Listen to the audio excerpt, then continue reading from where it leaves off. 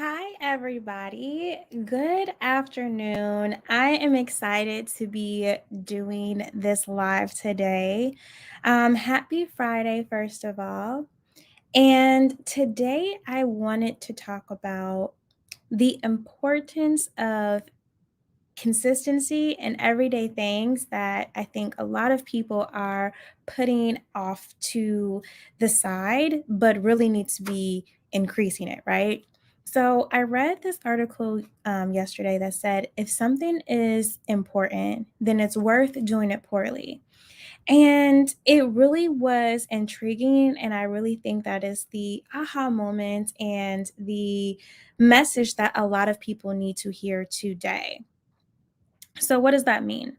That means that if something is important and it is important to you or important to your health or important to your quality of life, it's worth doing even if you can't do it poorly that day. Um, or if you can't do it perfectly that day. That's what I mean. Even if you can't do it perfectly that day, it's worth doing it.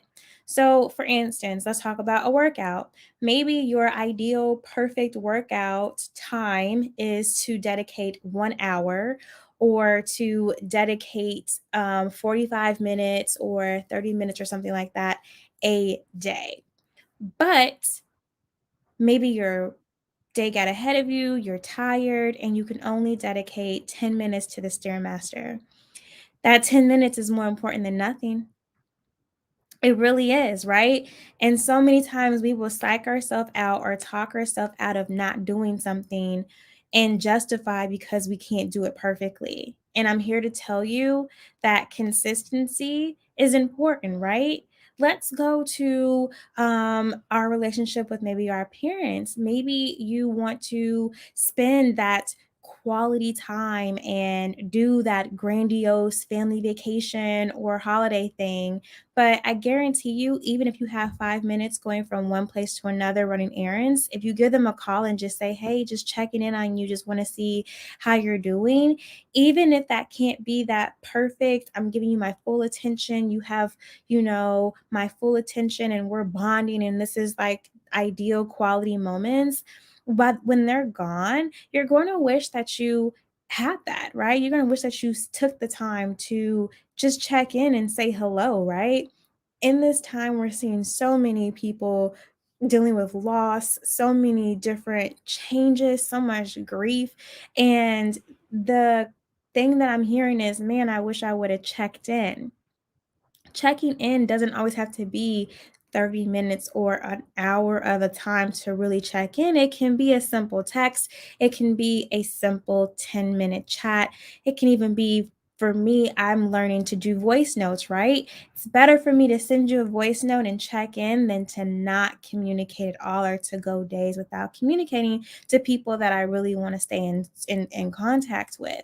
So all of those things add up and they matter. And that consistency builds that bond, builds that relationship, builds that connectivity and that intimacy that people so desire. Now let's go to, I'll even share you a story today. So I went to the doctor today and I wasn't gonna go. I actually tried to call to reschedule. See, the issue is, and it happens sometimes, my cycle is very, very consistent. But sometimes when I get around other females, it'll be off a day or two. And so it was off. And what happened was, I came to the doctor even though I was on my very last day of my cycle. And I called to try to reschedule, but the time that they were going to reschedule was going to be the second day of my next cycle. So I was like, you know what? I'm just going to go in. I Googled if it was okay, and everyone says that although it's not ideal, every doctor will say still go in. They can still run the test, they can still do whatever they need to do. So, with that being said, I went in and I told the doctor, I thought about canceling. I tried to reschedule, and she was like, no, it's best to come in. And that's just another real story of why and how it's important. She was like, "No, if this was the time that we had already scheduled, let's do it. Let's get our test. If there's anything wrong, we can evaluate and catch it versus moving pushing it back and then life happens and then, you know, it goes on and goes on and goes on. It's a never ending cycle. It's done, everything's good, and I'm good for another year, right? So with that being said, that this mentality is relevant and prevalent in every area.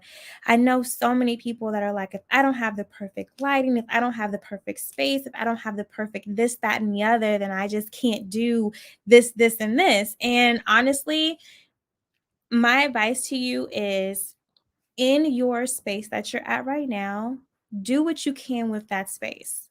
Yes, ideally, or you're going to go to, all these different places eventually, right? We're all going to grow and maybe have your own studio or whatever it is that you desire. But right now, in this moment, what can you do in your current space to make you more comfortable and better?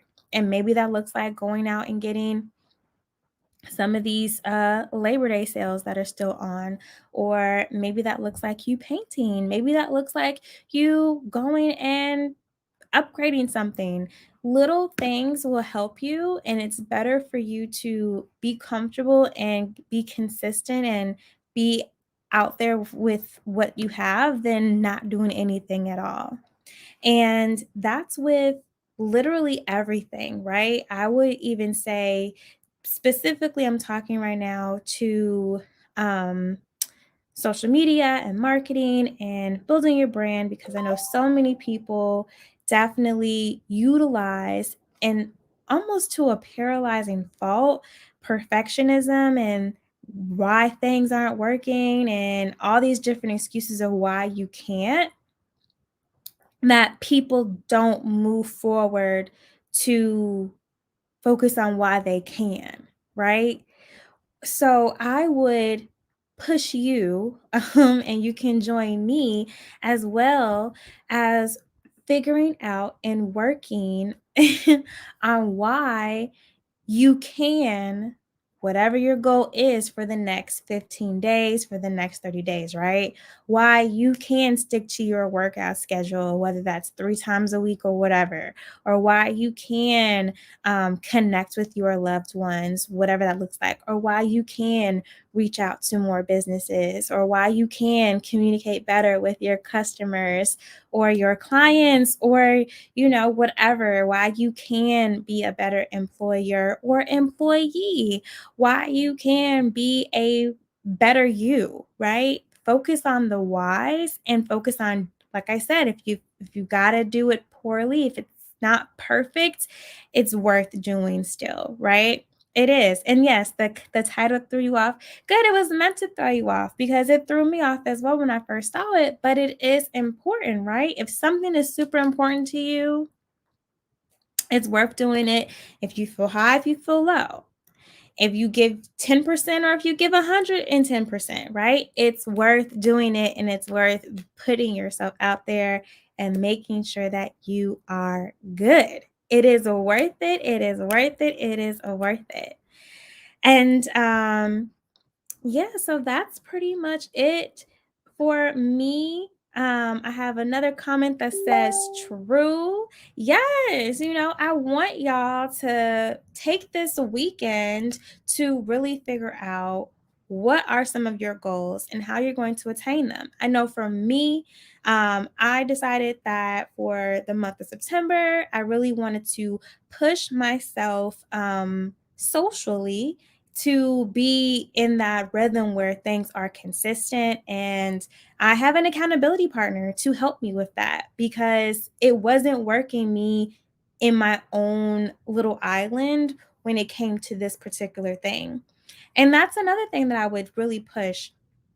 Think about what are some of the things that you need to do, and then rate them on which ones you're procrastinating on. And the ones that you're procrastinating on, that shows that you have some sort of anxiety with that. So I would really take a step back and think about, why do you have anxiety around this? What part of this is stopping you from being your best self and really pushing through with that? And if you can, outsource it or get to the root of it. So for me, I've really in my business outsourced a lot of things, and now I'm only focusing on doing the stuff that I actually want to do that bring me peace and happiness, or things that I know that I as the CEO have to do, right? And so that has allowed me to have a better quality of life while still being able to bring in more money, and that may be what you want to do. I was talking to one of my friends who's a doctor who was kind of overwhelmed, and we were talking about how, she got to go furniture shopping and meal prepping and all this stuff. And I'm like, wait, wait, wait, wait, wait. Let's stop there. Lean on me for the furniture shopping because y'all know, as y'all can see, I love me some furniture. So let me help you with that. But why are you meal prepping right now? We've been talking all afternoon. It's too late for that. So how about you outsource it this week and then try again next week? Because other than that, it's just going to be like um a compounding effect. Then you're gonna feel like there's no because you didn't meal prep. Then you're gonna feel like your week is off to a bad start. Then you're gonna be self-conscious about your eating, and it's just going to be an ongoing thing. So take that off, take that stress off. Like, who told you that you had to clean your house and meal prep and you know furniture shop and unpack and do all those things? Who told you that you had to be the person to physically do that? You can hire a packer, an unpacker, you can hire an organizer, you can hire a meal prepper, and then you can just focus on the things that you want to do by still handling all those stuff, right? That's how we work hard, right? That's why we went to school. That's why we put in all these hours, into our career for times such as this. And so we don't have to still be doing that and still be working with that mindset, that same mindset. So I'm going to leave you guys with this. This was a really great chat. Thank you guys so much for your listening ear and your comments. And I hope that you leave this with figuring out what are some things that you can do that are important that you need to start doing poorly until you can get to doing it perfectly. Or maybe you never need to get to doing it perfectly. How about that? That is the key. That is the key. You don't maybe need to ever get to doing a workout for an hour. Maybe all you needed to do was do 10 to 20 minutes of moving and intentionalized exercising, which is going to have a trickle down theory effect where now you're going to be more drinking more water. And and now you're going to be consciously eating better, right? Maybe all you need to do was to do that to basically have a trickle down positive stream on your life. Maybe that is what you needed to do, but you didn't know that because you didn't start. So I want you guys to come back and please comment under here. What is the one thing that you are going to be doing poorly starting today? And if you're seeing this video and it's 3 weeks from now or 3 years from now, comment what you're going to start doing poorly today. All right, guys, you can reach me at danielleamitchell.com. And please share this video, a like, and subscribe if you're on YouTube. And I will see you guys later. Bye.